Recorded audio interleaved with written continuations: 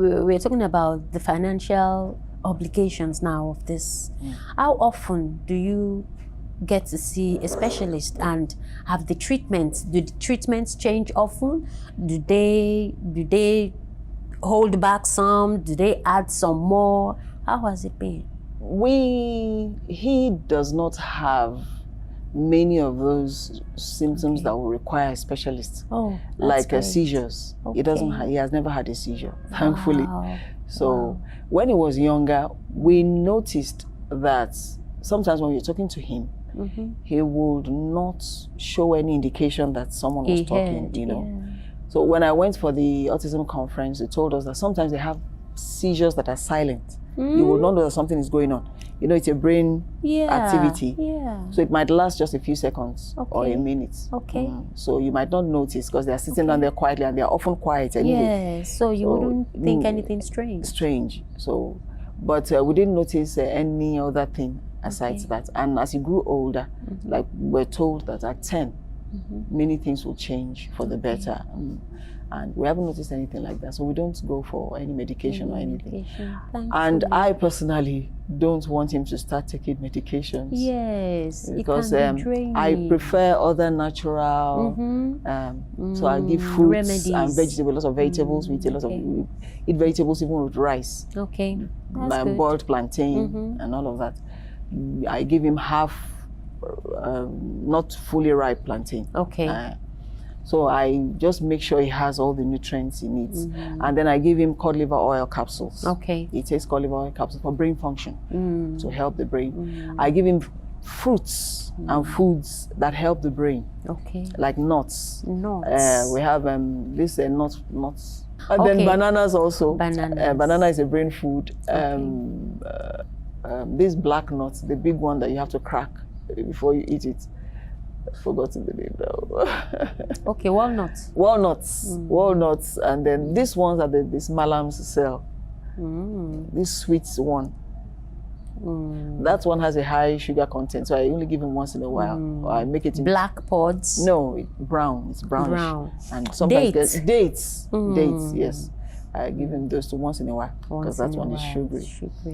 So it's when the diet is when I make sure I monitor the diet, I see those behavioral, changes. There's a stability in his behavior. But if he eats sugar, like he sometimes does secretly at school, buys sweets and all that, I really see it. He has temper tantrums. He gets upset easily. He's aggressive with his brother. So when I see all those things, I know you've eaten sugar. So it's been hard work. So parents have to be really on their toes if you want to. Now, ma'am, let's talk about you. Your mental health, your physical health, emotional health. How have you been coping? It's been more of an emotional roller coaster. I've felt anger initially.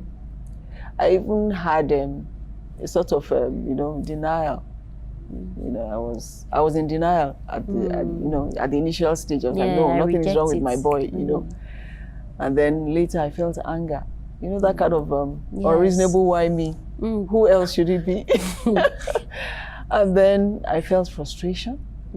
At some points, especially when he behaved in funny ways before I actually knew what was going on, before I started making all those efforts. He would scream suddenly outside, he would run from one place to the other, and I would be so embarrassed because people would look at me and some would actually tell me, you need to be firm with this, your boy. And I'll be screaming in my brain, in my head. It's not my fault. I'm doing all I can. So it's not been easy. And then people come in with all negative comments and all their assumptions and all of that. It's been really draining emotionally.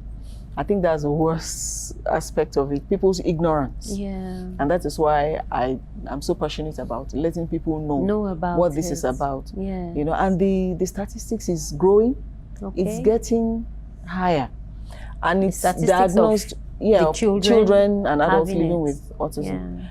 And more boys are diagnosed with autism than girls. Like in a study that was carried out in the US, we had ratio 4.3 to 1 boys to girls. 4.3 boys to 1 girl. Compared to 1 girl. Wow. Have been diagnosed with autism. Wow. We don't know what the situation is in Nigeria. I don't know because many parents in Nigeria, because we're so religious. Yes. So this religious fervor makes them deny that their children have any challenge. You know, and while I was teaching too, we had problems like that with parents. They will tell you, there's nothing wrong with my child. There's nothing wrong with this child. He'll get better, just leave him. We'll pray about it. Even one of my child's teacher told me, don't you people pray?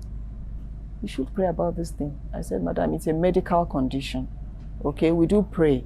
I pray about it. I pray that he will improve. Yes. But it's not as if someone is attacking him somewhere. I have another son who is not living with autism. Yes. So this is not just a prayer thing. I have to take steps. It's just like you're praying, God, give me a job. And then you sit at home. Or you have malaria and then you refuse to take an anti-malaria.